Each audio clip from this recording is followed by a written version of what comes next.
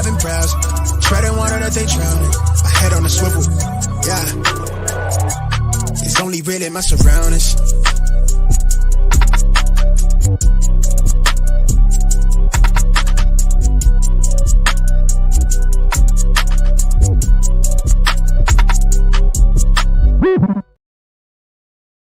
Hello and welcome to episode 183 of the Smash Accept podcast. I'm your host, Michael Royer. You can find me on Twitter at DynastyDadFF. Joining me as always, fresh off his 7,000 follows now on Twitter, is my main man, FF Snoog. That's at FF Snoog. Make sure you guys are following him. How you doing tonight, brother? We're doing good, back in business, just getting back from the Penn State whiteout game trip. I went up to Penn State with my buddy, and wow, that was unbelievable. 110,000 people in the stadium.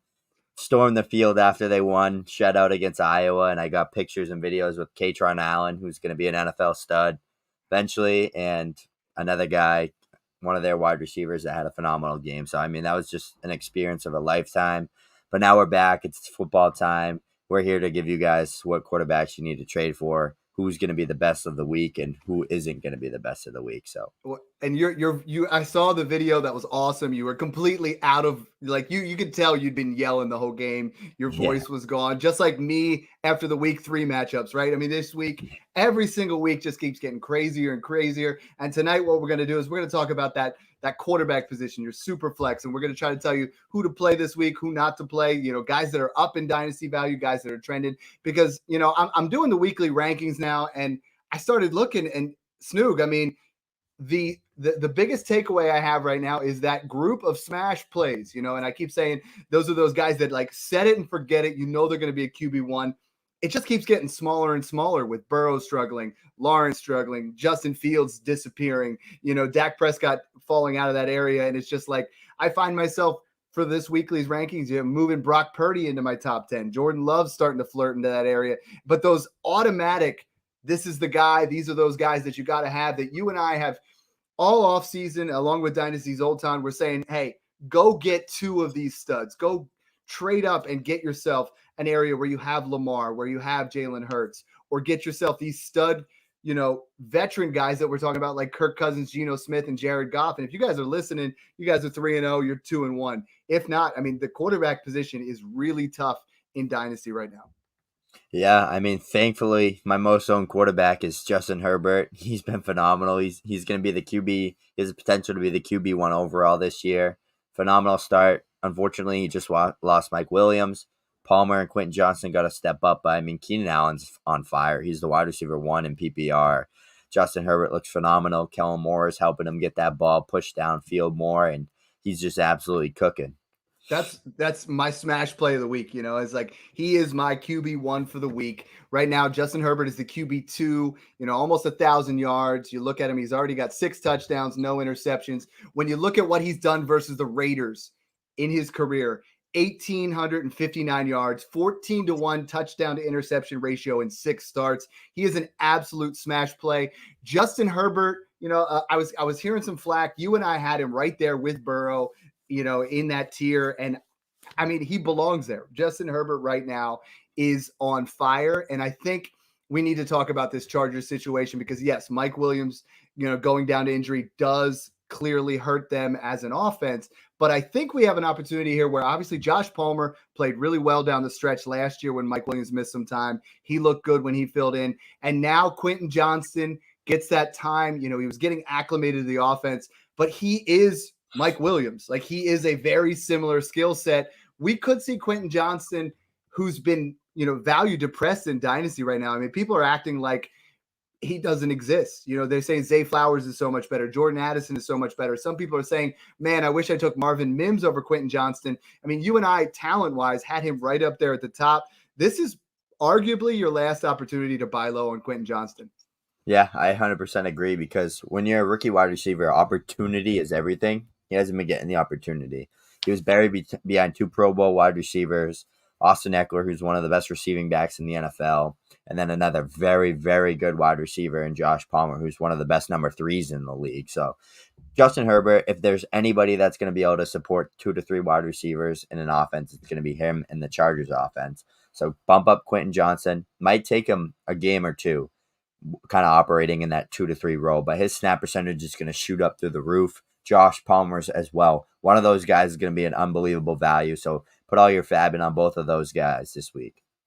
Yeah, I think this is a team that, much like we talked about the Vikings, where they're going to be in that area once we get to Kirk Cousins, a defense that is just, they're giving up yards, they're giving up points left and right.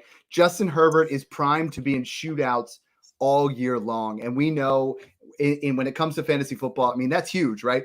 Is an area where a lot of times we have these elite level quarterbacks and they have a great defense on the other side. So we don't get to see the final impact. Justin Herbert, it's wheels up, 40 to 45 touchdowns is in that range, and I think he is going to absolutely light it up over the second half.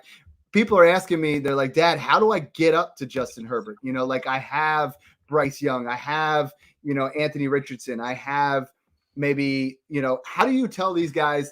We don't advocate a lot moving up to get Justin Herbert, but how much would you be willing to add on top of a Deshaun Watson, on top of we're not trading Kyler Murray into that area, but let's start out with Trevor Lawrence. So Trevor Lawrence to Justin Herbert, would you add a first to move up to Justin Herbert? I wouldn't add a first because I still firmly believe in Trevor Lawrence's talent in this offense that he's playing in. I think they're just kind of getting used to things. I mean, they played the Chiefs, which is a very tough matchup for them. Good defense overall, great coaching staff there in Kansas City. They played them very well, but last week they just came out flatter than a doornail. I mean, Trevor Lawrence looked awful against Houston, which is one of the worst defenses in the NFL. And it hurts because he's one of my highly touted quarterbacks going into the offseason. I know I mentioned Justin Herbert, but Trevor Lawrence as well was a guy I was super high on. It's not looking great to start off the first 3 games, but Christian Kirk, Zay Jones, Calvin Ridley, Travis Etienne, Evan Ingram, the plays are going to come, and I think he's going to put it back together, get back in a rhythm, because from time to time we saw elite play from him last year. I mean, he put up 4,000 yards. He was the QB8 overall.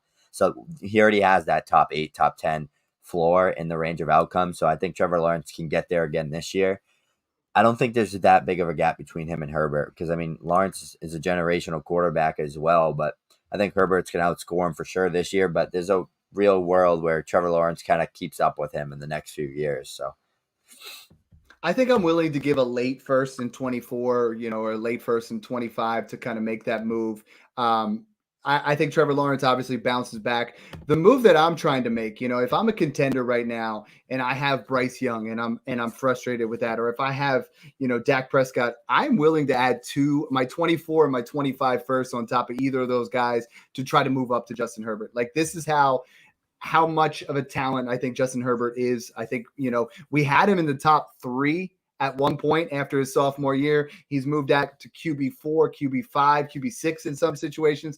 I would definitely add 2 first to Dak Prescott, to Bryce Young, maybe not CJ Stroud, because you and I both are absolutely in love with him right now. So, we don't need to spend a lot of time on the next 3 guys because my next 3 are the absolute smash starts. Sit it and forget it. Jalen Hurts, Josh Allen, Patrick Mahomes, all 3 of them, obviously fantastic. Number 5 I have is Lamar Jackson this week. Now, Lamar Jackson gets the Browns defense. I know the Browns defense has been absolutely devastating and hard to play against, but Lamar Jackson is running well. The offense is starting to click with Todd Monken. I have no issues with people trading up to get Lamar Jackson, but I have a lot of people messaging me saying, hey, I'm worried about the Lamar Jackson start. I know you and Mung were saying he has QB1 overall upside. What do you tell the people that are starting to get a little bit frustrated with the production? I don't know. Lamar Jackson's been a very frustrating player over the past 3 years, for me included. It seems whenever I own the guy, he underperforms, but I mean, he got it done on the ground last week, and I think he put up 28 points in a 4-point lead that I was in. So and he's QB7 overall, so it's not like we're looking at anything negative here. He has a lot of upside, especially with a healthy Bateman, healthy OBJ, healthy Andrews, and healthy Zay Flowers. I mean, their run game is what's killing Lamar Jackson right now. I mean, if they had J.K. Dobbins healthy right now, this offense would be a top 5 offense. But having no run game gets the quarterback out of rhythm, doesn't keep a consistent pace on the offense as well when you have to throw it all 3 downs. We saw that with the Chargers without Austin Eckler. I mean, Josh Kelly just can't do it. So they're struggling in the run game. Justin Herbert has to use that arm and air it out every single down to make a play. And that gets easy for the defense. They can play soft zones. They can just drop people back, play 2 over the top. So that's what they're doing in Lamar Jackson as well. I mean, Gus Edwards can't get it done on the ground. Justice Hill stinks. So Lamar's doing it on the ground, or he's throwing the football. So it'd be nice And to he see has. them sign like a Fournette or someone like that in free agency just to ease it up for him. But Zay Flowers is a beast, so I'm excited for this Ravens offense. I mean, Lamar Jackson's number 1 in carries, number 1 in rushing yards, number 2 in touchdowns. You look at his stats with Jalen Hurts, and they're almost identical. Both of them are in that 600 passing yards so far. Both of them are buy lows if people are starting to get frustrated with Jalen Hurts, 3 touchdowns, 3 interceptions. Lamar, only 2 touchdowns across 3 weeks. But then you look at the rushing stats, and that's really what matters. These 2 guys are putting up elite level production on the ground. And that's why we want to buy them. That's why we're into that area, and we don't need to spend a lot of time talking about those guys. Let's talk about the next guy. Everybody's hot darling right now, Tua Tagovailoa. There was in the offseason, there was a move where I traded Jalen for Tua and 2 firsts, and people were mocking me the whole way across the board. Tua right now is absolutely on fire, right? That Dolphins offense putting up 70 points was an absolute clinic. Can Tua keep this up? You look at the numbers that he did last year through three weeks. I don't know if you saw this tweet. They're identical. It's like the number of yards, the number of touchdowns, his passer rating is identical to what it was after 3 weeks last year. So what are we doing with Tua? Because I'm seeing some people trading Tua for Lamar, Tua for Trevor Lawrence, like really up in that echelon of like guys that are absolutely elite. The start has been elite, but what are we doing? I mean, if you have Tua, are you starting to think maybe I should make a move here, or are you riding it out? I mean, it depends on the format we're in because he is on fire right now. And if the season ended today, he'd be the league MVP. Like, it's that simple. He's playing that good of football. The team itself is playing phenomenal football. Tyreek Hill's on pace to crush 2K yards. I mean, this offense is just phenomenal. Mike McDaniel is one of the best offensive-minded coaches in the NFL right now. I tweeted that the other day. In redraft, Tua might be like my QB3, or QB2. Like, he might literally be a top 3 quarterback. In Dynasty, I will move him for Trevor Lawrence and Lamar Jackson all day, though. They're gonna Lamar Jackson is a big contract. There is a little bit of injury history with him, but I mean, it's not like seriously bad like Tua. Like, Tua has legit concerns with his concussions. He considered retiring this offseason. Like, it's that bad. If he goes down with a big hit again, he could be done. So there is risk with him involved in Dynasty fantasy football, especially. Redraft, fire him up as a top 3 guy all day. But in Dynasty, I think I'm looking, Dad, to add on him to get maybe buy low on Joe Burrow or add on him for Justin Herbert type deal. I'm pulling up trades right now on bulletproof.com. You guys got to check this website out. Tua Tagovailoa and a 24 first and 24 second for Jalen Hurts, Tua and a late 24 first for Joe Burrow. Those are the kind of moves that I would be making where I feel a little bit more comfortable. Some of these other buy low windows, I absolutely love. I mean, someone bought Jordan Love and a pair of seconds for Tua. I would smash that. I mean, as much as I love the start for him right now, I'm looking at Mike Evans, Samaje Perine, and Justin Fields for Tua Tagovailoa. Now, that's an interesting one because we're going to talk a little bit about Fields here, but I think that's one where if you're worried about Justin Fields, that's a move that I wouldn't mind making. Drake London, a 24 first and a 25 first for Tua and Jacoby Myers. Dak Prescott and JSN for Tua and James Conner. This is the time of year, Snoog, where we're looking at week 3. And now we move into week 4. And I told you before that I break my season down into quadrants, into 4 equal parts. We're getting into the end of that first quadrant, and people are starting to panic, right? Like, as soon as you get past week 3, people start to play it a lot more like redraft, and you get a deal like that where you give up, you go out there and you buy the James Connors. You go out there and you buy, guys that are going to win you that week. And I think that's where you start to be able to make some of these purchases. I have a trade here I have to talk to you about because it's Tua or CJ Stroud, a 24 first and a 25 1-2 swap. So it's 24 first and 25 first and Stroud, or Tua and a 24 second. Stroud clears. If CJ Stroud was on that Dolphins team, he'd throw 5,000 yards as a rookie. CJ Stroud this week I have as a top. top 18 quarterback. And a lot of people were saying, well, we're going to have to look at this as an opportunity for a learning curve, and the offense isn't there. And, Bryce Young has so much more in the tool belt. CJ Stroud is QB 14, nearly 1,000 yards passing, 4 touchdowns. He looks fantastic. He's been moving around in the pocket. He's doing those things you and I were worried about, his escapability, throwing on the run, moving off to the side.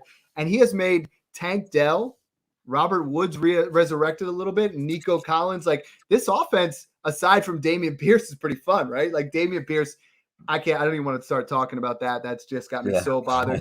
But CJ Stroud was my most owned quarterback into this draft. I got him everywhere at the 105, 106, and I could not be happier with where he's at right now. Yeah, and the context is needed too, Dad. With what makes it even more phenomenal with his performances through the first 3 weeks is they're down 4 starting offensive linemen, and Dameon Pierce has been horrendous in the run game. Like, they've had no run game at all. I talked about that rhythm. The run game gets the rhythm going in the offense, helps the offense move fluently. CJ Stroud hasn't had that. He has been pressured an unbelievable amount, and I looked at who's the most sacked quarterback today, and he wasn't even in the top 10. And he's been sacked a lot. That's how good he's been at escaping from the pocket and avoiding sacks. Because people were saying when he was coming out of Ohio State, he's gonna get smushed, he's gonna get absolutely smothered, he's a statue quarterback. No, he's not. I comped him to Deshaun Watson coming out of school. I love that comp. He's moving like Deshaun Watson. He's not as mobile, but he's very smooth in that pocket, and he manipulates the pocket well with his legs. You and I both started talking about Stroud early because you comped him to Deshaun Watson. I comped him to a Joe Burrow light because of his accuracy is so fantastic. He moves around just enough. A little bit of Dak too. And I think this is a scenario where we keep talking about insulated trades and moving yourself to get into those first round picks, and people that paid off that 105, 106 for CJ Stroud. You guys are absolutely loving it, and you put you in a scenario where now you have some flexibility with those 3 quarterbacks. I want to talk about that because we keep getting that question in the Patreon is people are saying, yo, Dad, I'm in a 1 quarterback league and I have, Burrow and CJ Stroud, or I have Herbert and Burrow. And there's one guy in the Patreon that has Josh Allen and Justin Herbert. And it's like, dude, you got to move one of them, right? And then the way I look at it in Superflex is I always like to have 2 elite quarterbacks, and most of my teams have Jalen Hurts or Josh Allen. Those have been my guys since the rookie draft. But then when I get a guy like Anthony Richardson as my QB3, or a guy like, CJ Stroud, then I start to think, you know what? I'm going to take that, and I'm going to take that quarterback, and I'm going to tear down at quarterback and upgrade myself somewhere else. And I'm having a hard time doing it with CJ Stroud because I love him. But what's your philosophy when it comes to that? Because a lot of people are saying, hey, just hoard the quarterbacks, be in that situation and keep them. But for me, it's like, if Deshaun Watson's my 3rd quarterback, that's not scoring me points, right? Like, I want to take Deshaun Watson, who's looked good this past week. I want to add something, and I want to get a Jalen Waddle, and I want to downgrade and get maybe Jimmy Garoppolo as my QB3, or Matthew Stafford, or someone else into that area. Yeah. So last year, me would have said, okay, going into this. So in general, I came out of a lot of 1-year punts this offseason. Last year, I had a lot of rebuilds. I think I had 7 or 8 of them across 20 leagues. I think I had a really good year with my competing teams. I won a lot of championships, but I also had a lot of rebuilding teams. So coming out of the 1-year punt, I drafted so much CJ Stroud at that 105, 106 range. A lot of Anthony Richardson. I took him 102, 103 in every single league I could get my hands on him. I don't own a single share of either of them now to this day, because I told you, Dad, recently I wasn't rebuilding in a single league this year. I was done with that. I'm all about winning money. I'm winning championships now. 28 leagues. I have 1 rebuild, and I have Bryce Young in that rebuild, actually, because I bought him for so cheap with how he's been playing. So now he's my quarterback with Kyler Murray, but I have so much just Justin Herberts. I have some Tuas. I have a lot of Kirk Cousins. I have a lot of Josh Allen and Joe Burrow as well. I'm like you. I like those 2 elite performing quarterbacks. I like the vets. I can't afford the rookie growing pains and the lack of production. But CJ Stroud and Anthony Richardson, that's my QB 9 and 11 right now in Dynasty. I bumped Stroud above Fields, bumped Richardson above Fields, and Deshaun Watson. I'm all in on both of these 2 young quarterbacks because they both offer such a different skill set. Well, and they're showing it now, right? Like, when you're making these trades, I was a strong advocate to tier up from those draft picks, right? Mm-hmm. And I was doing that everywhere where, I was tearing up to get to Jalen Hurts and I was tearing up to get to Justin Herbert. And now we've seen it and you're like, okay, these guys are top 12 dynasty quarterbacks now. Exactly. My question to you is, if someone came to me, they offered me Fields they wanted Stroud in a 24-second. I'm like, we can't go this route right now. Like, that's not where we're at with how he's playing. Let's talk about going from Bryce Young to CJ Stroud. Would you rather have Bryce Young and a mid 24-second or CJ Stroud? CJ Stroud.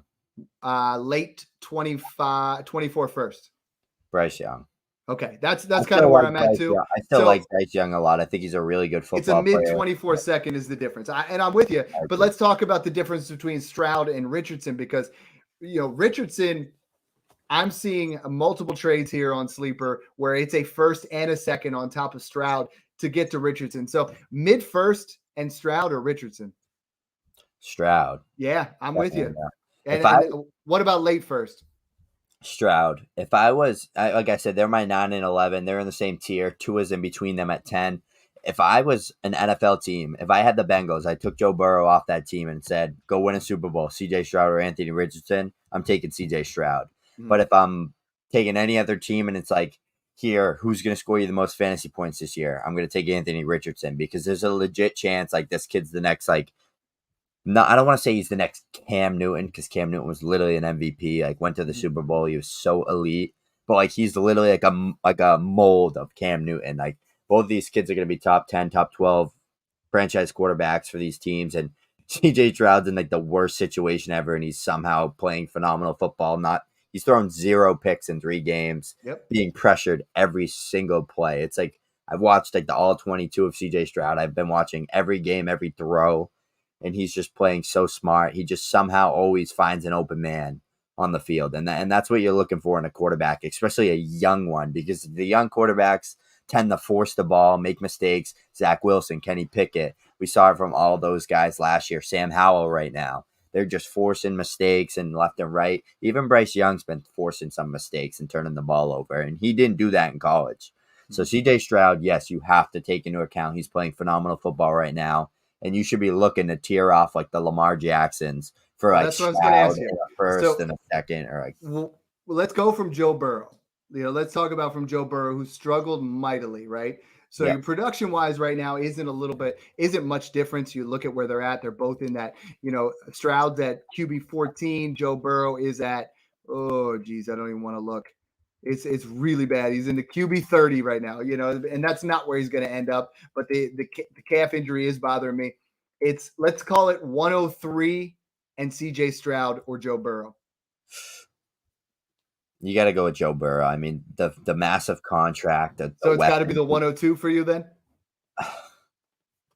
I don't even know if I do that. I'm buying Joe Burrow. Like on all of my punts that are rebuilds, I'm going out and I'm kicking the tires for Joe Burrow because people are frustrated right now and they're selling. And I'm seeing trades and I'm like, if I have Kirk Cousins plus something big to throw their way, like throw them at Kenneth Walker and Kirk Cousins and some chump change, like go out and buy Joe Burrow. But the guy that we talked about, Kirk Cousins, he is the QB1 right now. Like he is absolutely killing it and it's not going to stop.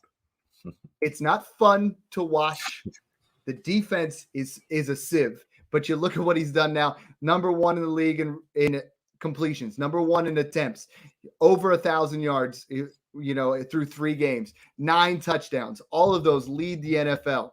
It's not pretty. He's going to throw those passes to TJ Hawkinson and get intercepted and have poor game management at the end. Who cares? We're talking about fantasy football. He's after Jalen Hurts, he's my number 1 owned dynasty quarterback because he was so cheap. We've been screaming on this podcast to buy him for a 24 first or a 25 first. And everybody's like, well, he's 34 and the contract, this or that. The guys like Jared Goff, Kirk Cousins, and Geno Smith, who you and I keep talking about, they haven't gone up in value. They're still just a 24 first. And I'm seeing trades like I saw 25 first straight up. Tajay Spears in an early 24 second, Isaiah Pacheco in a 25 first, like James Cook straight up. These are scenarios where Kirk Cousins is going to win you your league this year. Like Kirk Cousins, this is not going to stop. The defense isn't just going to figure it out. The run game isn't popping up. Jefferson's elite. Addison looks great. Hawkinson is, dare I say, the tight end one in Dynasty, or right there. This offense is just special. Yeah, I mean, my friends, and my girlfriend's sister, actually, I helped them all draft their teams, and a lot of them were kind of in that, I'm gonna take a QB early, Lamar Jackson, Justin Fields in that 3-4 turn, and I told all of them, I said, no, you wait till round 7 or 8, and you draft Tua or you draft Kirk Cousins, and I pulled the receipts from my Twitter today, and I don't know if I got lucky, but my theory was just weapons, just follow the weapons, especially when you got good passers like Kirk Cousins and Tua. Follow those weapons. I mean, they were in loaded situations going into the year. We just took advantage of that. We faded QB early, and we drafted a ton of those guys. Those are my most drafted guys on Underdog with Sam Howell. Not looking good with Sam Howell, but he's we don't hit 100%. He was my second. Kirk Cousins was my third. Tua was my first because I was touting that Tyreek Hill Tua stack. I just love that value. But I mean, even in Dynasty, like Kirk Cousins, I don't have a lot of him in Dynasty, which stinks. I think I only have a few shares. But in my redraft, I had the Kirk TJ Hawkinson stack and just a 1 QB redraft league. And then I stacked it with Tyreek, Chris Olave, T. Higgins, and Keenan Allen. Faded running back. I think I have like Rashad White and Zach Moss and Cam Akers going and Demont. But I mean, it's working. My team has like 500 points for. I'm 3-0. Powerhouse team. I just think this is the way to do it, Dad. I mean, Kirk Cousins, think of the value swing. I can tell you real quick where I took Kirk Cousins, and I can tell you where other people took their quarterbacks, and just look at the difference. Like, I took him 9th round, 903, where I got Kirk Cousins. For example, Justin Fields went in the 4th round. So it's like, there's not that big of a gap between like a Kirk Cousins and a Justin Fields. And like even last year there wasn't. So why are you taking him 5 rounds above him? So that's just that theory that you and I both touted a lot this offseason, and it's working. So I mean, just go with your gut, follow the weapons, follow the offensive success, the offensive coaching staff as well. I mean, these two offenses are two of the best offenses in the league right now, points wise. And J. Jeff and Tyreek Hill are on their way to 2,000 yards apiece just because of it. So, and we talk about chasing those weapons, and we both guys that I was touting to buy on the low was Brock Purdy and Jordan Love, and both of these guys also have been fantastic. You look at Brock Purdy right now; he's QB 12. I have him as in my QB 9 for the week because he has that plus matchup going against Arizona. He's also getting a 10-day off here because of the Thursday night game, and Brock Purdy is still arguably the cheapest quarterback at his age, right? Like if he had round 1 draft capital based off the way he's played in his 8 starts, Snoog, he wouldn't be that far behind where CJ Stroud is. Like if you just looked at the profile of what he put points wise, not worrying about where he was drafted, not worrying about his size, you just looked at the stats, you looked at how he's playing. The guy has been phenomenal. And the trades that I'm seeing, they're just too cheap, right? Like a lot of people were talking in the Discord. 2 people I got, they were really worried about Fields, so we got Purdy in a first in 2 different scenarios, and I think that's the move to make right now because Brock Purdy still isn't that sexy household name, but man, he should be. I mean, he should be. Right now, he's at 4 touchdowns in 3 games. And some of them he hasn't necessarily had to been the guy. Last week he looked fantastic, and I think he has all those weapons. He has all the complement. The San Francisco game, biggest takeaway for me is Ayuk sat, and then Debo and Kittle both ate. Like we're in a scenario where like if anybody sits, if anybody gets hurt, the other 2 guys in this offense are going to absolutely dominate. So the people that are, is this the time to sell Debo right now? Because you had that big game. That's the question I keep getting because I like Ayuk a little bit more. Debo had the big game, but the Debo usage in 2023 looks very similar to what it was in 2021. Yeah, I mean, Debo Samuel looks phenomenal, and I'm so mad at myself because I literally traded like every single share of him. I think I have him in like Smash 9 in like one other league across 29 leagues. So it's like he's one of my favorite NFL players, and I got nothing to show for it. So I'm not going to take any credit for that because I really thought he'd struggle again. I mean, the talent's there. The situation never was. Like CMC coming to San Fran was the worst thing for him. And Ayuk. I mean, Ayuk's such a fluent route runner, and the way he separates consistently at all 3 levels just makes it tough for Debo, along with George Kittle playing with them. So, I mean, phenomenal group, and that's why you got to have Brock Purdy high in your rankings. I think rest of the schedule, I have him as a back end QB1. And these trades that I'm seeing, DJ Moore straight up.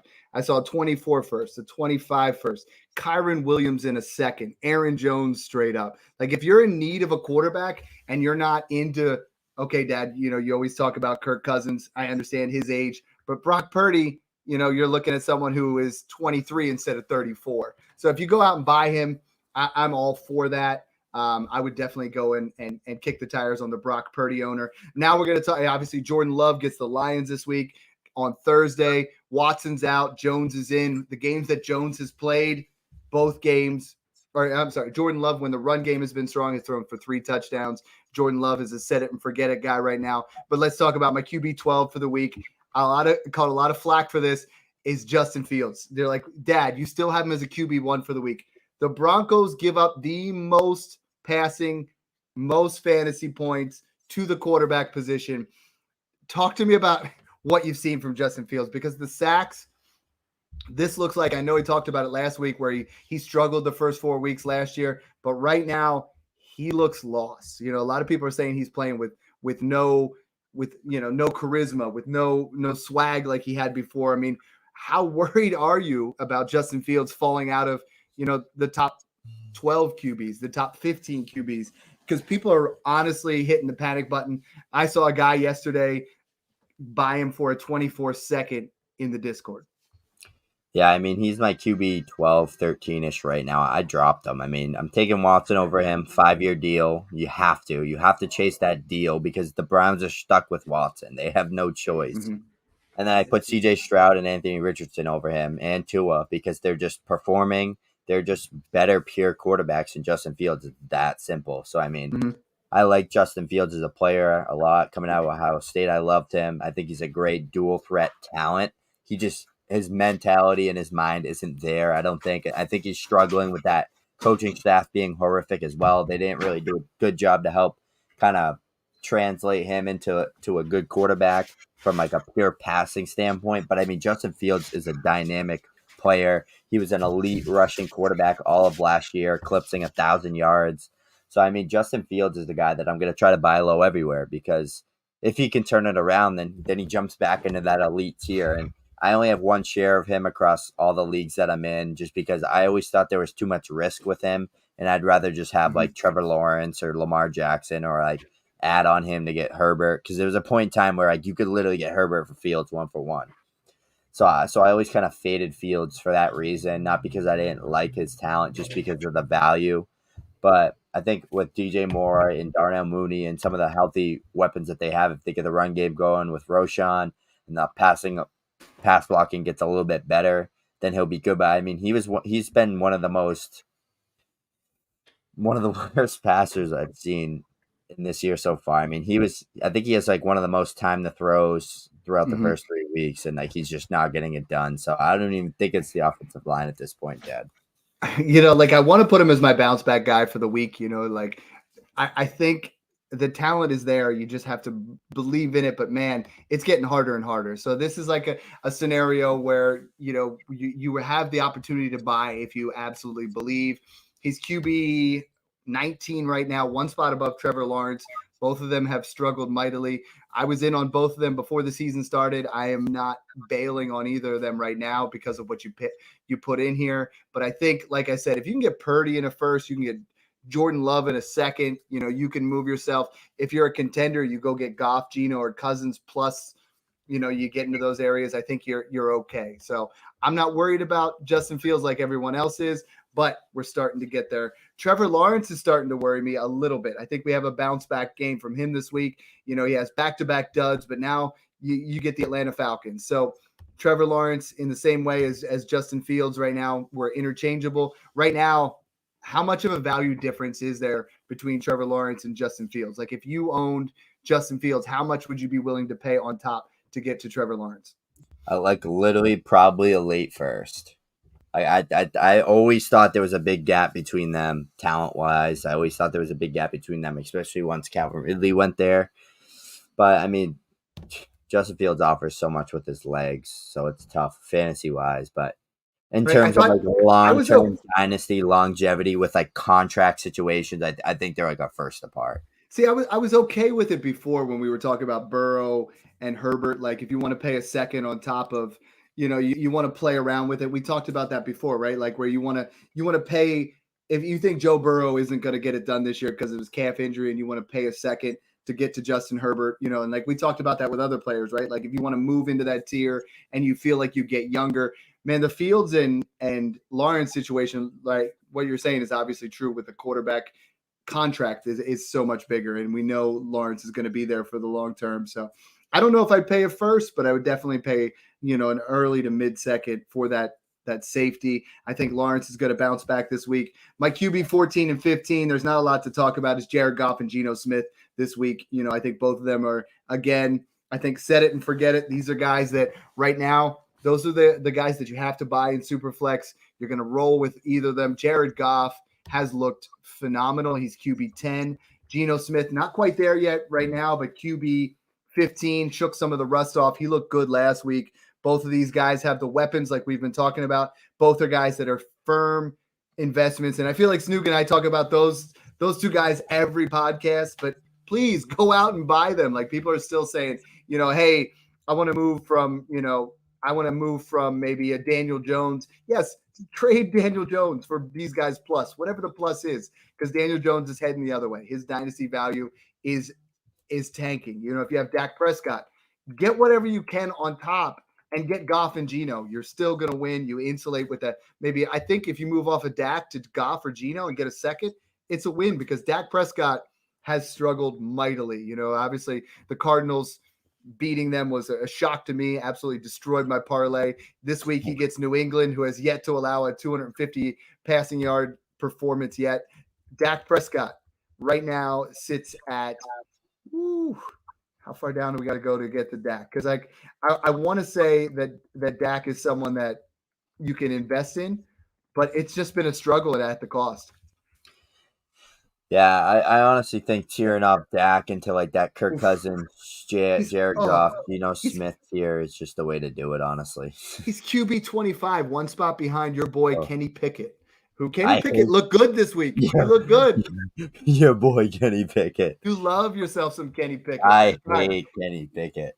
Let's start quick hitting here a little bit. I moved down to QB 16. These are the guys that I say are my solid QB 2s. Deshaun Watson last week looked to turn the corner. And I know it's Tennessee. And when you get Tennessee, you sit the running back, you start the quarterback. But he looked sharp last week. He gets a divisional matchup against the Ravens. I think he starts kicking through. We already talked about CJ Stroud. My QB 18, Matthew Stafford. Matthew Stafford right now is sitting in at QB 18. It's over 900 yards. 2 touchdowns, 4 interceptions is a little bit alarming, but the yards are there each and every single week. He goes up against Indy, who gives up the 5th most points per game to quarterbacks. So Matthew Stafford is a big bounce back for this week. What are you willing to pay for Matthew Stafford? I have him on a lot of my rebuilding teams because I got him, so cheap when he was injured and moving around back there. Right now, I'm trying to get a 24 first, but it feels like Matthew Stafford's value is sitting a lot closer to maybe a pair of 24 seconds. Yeah, I would give a second or two for him, especially for when Cup's back. I mean, Cup, Nakua, Tutu Atwell. If they can get that run game just a little beefier, I'd like to see them bring in somebody or get Zach Evans rolling. I like me some Zach Evans, but I mean, Kyron looks great. I just like a more consistent run game between the tackles. I think Fournette would be a good addition for them once Cup comes back. This is a team that, I mean, maybe they could squeeze their way somehow into a wild card or make some damage with Cup back. I mean, defense has been playing good. They've been playing great against a stacked division so far this year. So, I mean, solid team. I think Stafford's a very undervalued quarterback, and I've actually been trying to buy him in leagues, just 24 second and like a third, and see if they take it. One guy countered with like 2 seconds, and I took it. I didn't care to try to squeeze more out of him. Guy, a lot of people, this is that area where we start to get out of. You don't want to be in this area too much. We talk about having 2 guys in that top 15, because once you start looking at some of these desperation plays, it gets real ugly. I mean, Sam Howell played horrifically last week. I like him overall, but he's been very up and down. You have you got to end up looking at maybe starting Desmond Ritter if you're getting to that area, or Mac Jones. And these are not areas I want to be in Dynasty. So I'm trying to tier up off of, down to Matthew Stafford or up from these guys. Daniel Jones right now sitting at QB 22. This week I have as my QB 20. You take away that comeback against the Cardinals, the second half game of that game, he threw for 2 touchdowns and ran for 1. The rest of the season, nothing. He has been absolutely horrible. Like, if you have him on your dynasty team, this isn't something that you and I were advocating. A lot of you guys have him. I would tier up as I would trade Daniel Jones for Matthew Stafford in a second.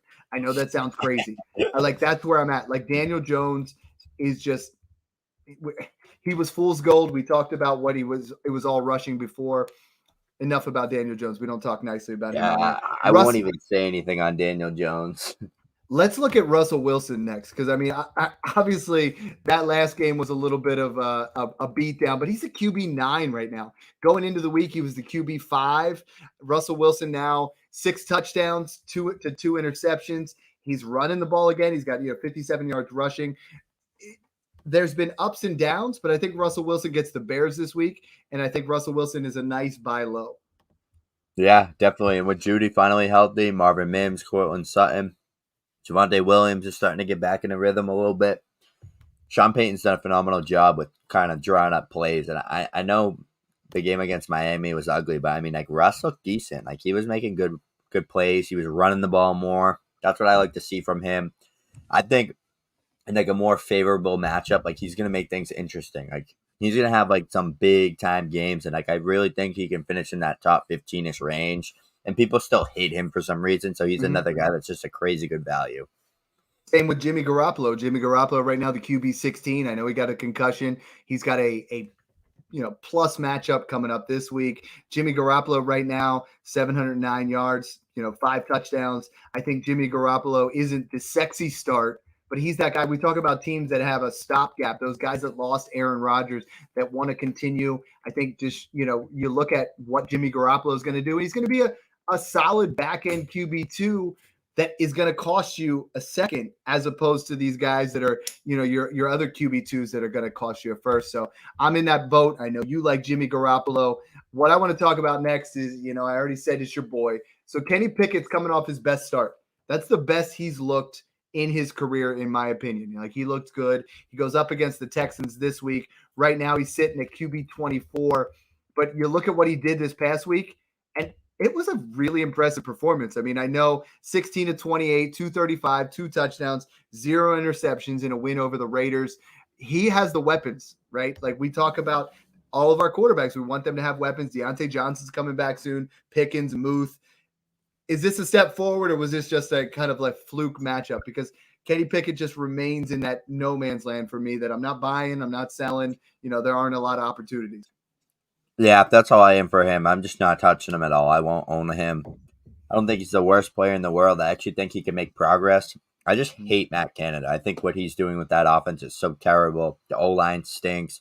Najee Harris gets tackled in the backfield before he even gets the ball. I want nothing to do with this Steelers offense. I'm a big George Pickens fan. Love the talent, love the player. I think I have 2 shares of him in all my leagues. I'm just not touching any of these Steelers players. So Kenny Pickett or Sam Howell in a late 24 second? I'd honestly take Howell.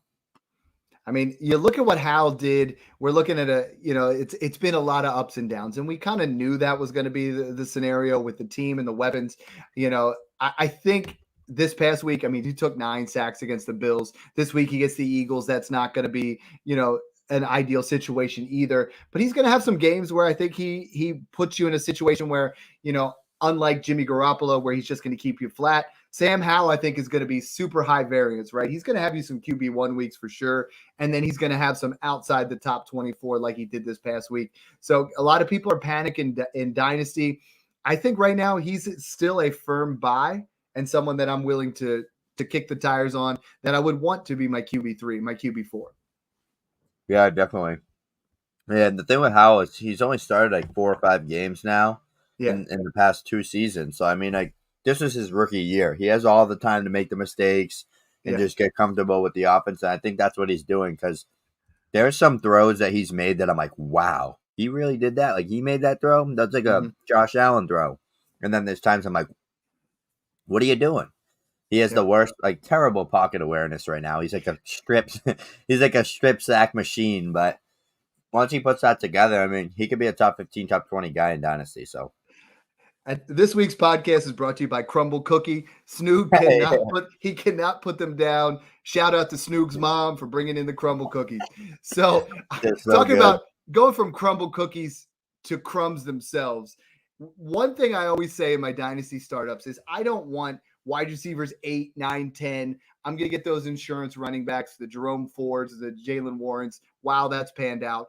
But then I start getting these quarterbacks, the Gardner Minshew, the Andy Dalton, the Jameis Winston, the Mike White, and all of them played this week.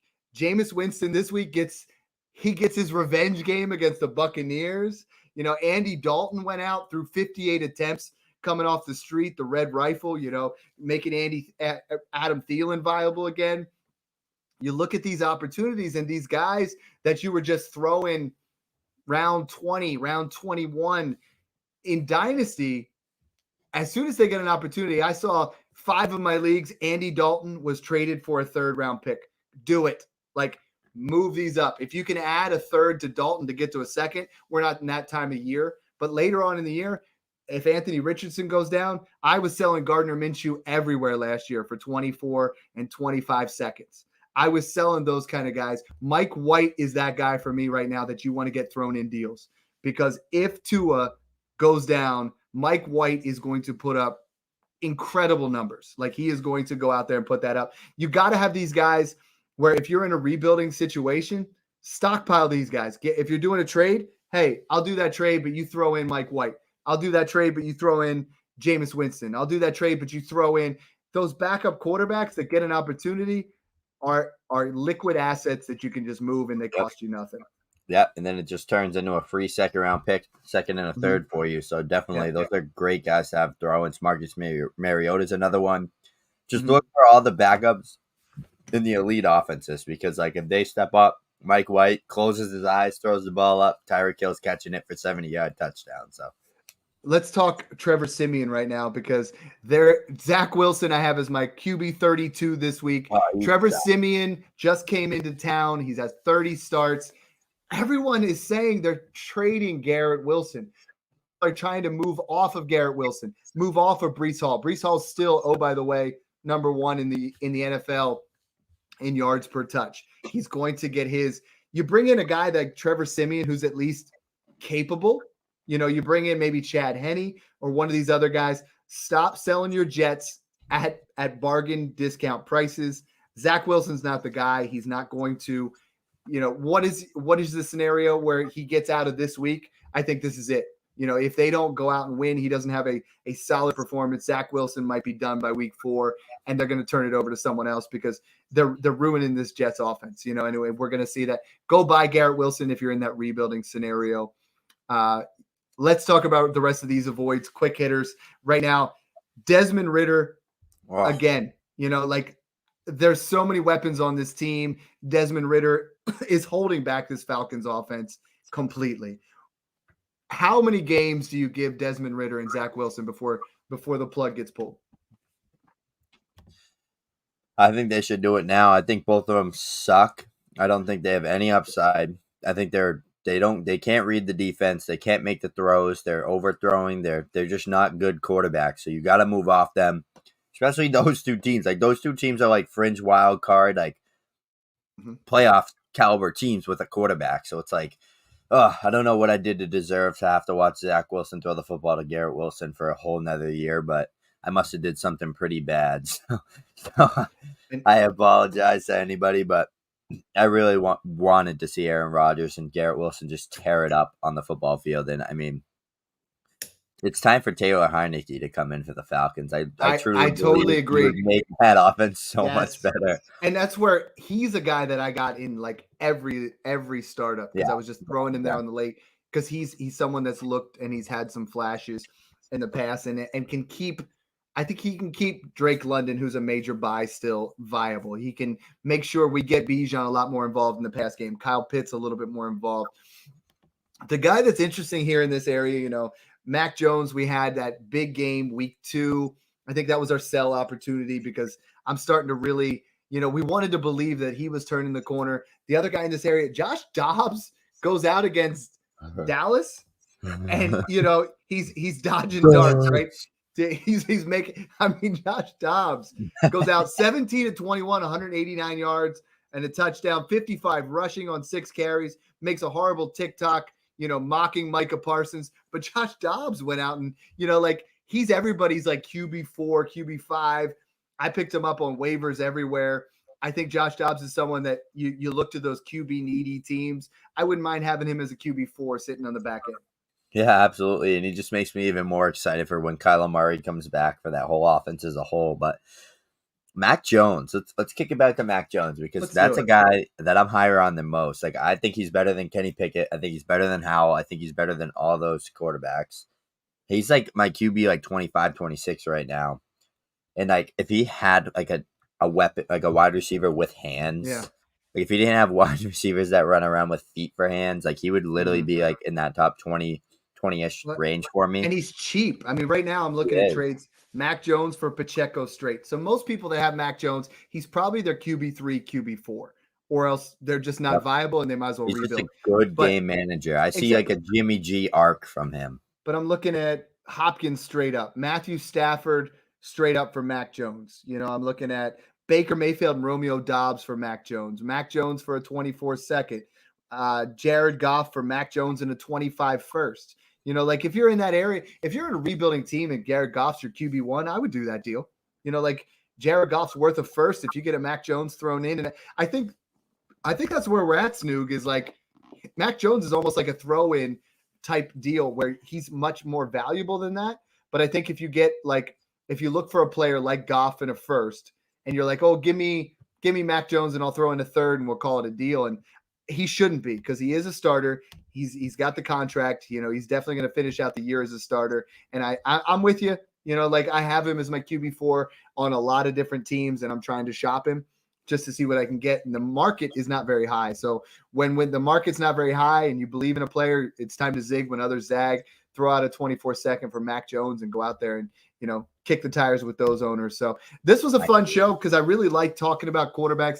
I like talking about the philosophy of how we move with that. This is the position that I have hit on the most because I feel like once you see it, it's the most predictable. It's that area to tear down. And it sounds like we're both in that camp right now to tear down to CJ Stroud, tear down to Brock Purdy and watch what these guys do because their value is going to be moving up quite a bit.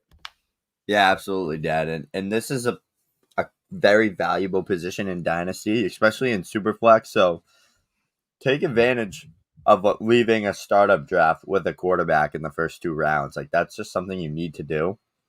And then you can wait. Imagine you left, say you drafted Justin Herbert in the round 1 this year, and then you ended up taking like Kirk Cousins in like the 6th or 7th or wherever he was going, like 5, 6, 7th range. And then you grabbed like Jimmy G as your QB3. Like QB would be the last of your worries right now, and you'd be on your way to the ship. So, and that's why everybody was saying, hey, do I take Jamar Chase or Trevor Lawrence at the 8 spot? And that's why we say you take Trevor Lawrence because you're building around those elite quarterbacks, those guys that are there. If you can get yourself into those scenarios. And also, a lot of people are talking rebuilds where I'm saying right now you're moving off those guys and you're trying to get to the elite, right? You don't always have to tear down. You can go out and say, hey, you know what? I'll give what looks like a late first and Bryce Young and try to get myself up to, Trevor Lawrence or build in on some of these guys. So hopefully that helps out with some of your situations with the quarterback room. What I got to say before we close out is, the Patreon has been blowing up. You guys are honestly, this morning, I answered all the questions by 9 a.m. I went on my lunch break at 11:30 and I had 43 DMs. You guys are incredible. You guys want to know everything. For you guys that aren't in there, obviously we have tiers, $5, $10, $20 a month, but this is the most comprehensive thing that you guys are going to get out there. Snoog and I started doing individual podcasts. So if you want a podcast on your own team for us to just say, hey, what I would do here is make this move, make that move, make this situation. We'll look at the whole league. We'll tailor it towards you for a half-hour podcast. play the intro music, the whole 9 yards. If you guys want to be on it, that part's absolutely fine. If you don't, we'll just cover it and tell you what we want it to, what we think your team should look like. But honestly, the Patreon has been blowing up with start sits, guys talking about trades. Mung and I are about to jump on a podcast. We have 142 completed trades across the Discord in the last week and a half. That's insane. Wow. A bunch of degenerates talking shop all the time, getting access to us. It's literally the price of a cup of coffee, and you guys could, put yourself into that next tier. So, and Snoog, it's Snoog-tember, man. The Kamara helmet is going to someone. I don't even like Alvin Kamara. No, you just go pass on that. He's back, baby, and I hope you're all ready for him to be a top 5 to 6 running back the rest of the way. He's so elite, and I'm so excited to see him back. And honestly, if he stinks, I'll probably never play fantasy football again. So you guys better all pray that he's very good this upcoming year. So I'm super excited to see him back in that Saints offense, and hopefully he brings the dynamic ability that he always brought to this offense back for the Saints and helps them spread the ball more. I love it. Thanks again for tuning in, guys. And remember, this episode was brought to you by Crumble Cookie, and enjoy the process. We got to get a Crumble Cookie sponsor.